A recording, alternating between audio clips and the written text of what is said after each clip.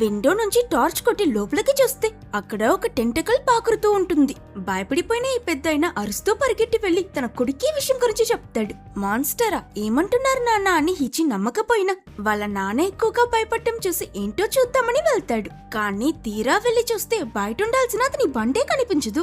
ఎవడో నా బండిని కొట్టేసినట్టున్నాడు, కొంపతీసి దొంగని చూసి మాన్స్టర్ అనుకున్నావా ఏంటి డాడీ అని హీరో వెక్స్ అవుతున్న ఈ సమయంలోనే డబాలమని పైనుంచి ఒక పెద్ద ఐరన్ ప్లేట్ లో ఏదో కింద పడుతుంది. ఇదెక్కడి నుంచి వచ్చిందిరా అని వీళ్ళిద్దరూ అలా తలెత్తి చూస్తే బండిలో నుంచి టెంటకల్స్ బయటకొచ్చి ఆ మాన్స్టర్ వెహికల్ మొత్తాన్ని పైకి లేపేసుంటుంది. వీళ్ళిప్పుడే ఫస్ట్ టైం ఈ మాన్స్టర్ ని చూస్తున్నారు. చేతులు కాళ్ళు ఉనికిపోతుంటే సడన్లీ ఆ మాన్స్టర్ బండిని వదిలేస్తుంది. ఒక్కసారిగా బండి కింద పడి క్రాష్ అయి వీళ్ళ షాప్ నుంచి బయటకొచ్చే లోపే ఆ మాన్స్టర్ వీళ్ళపై అటాక్ చేస్తుంది.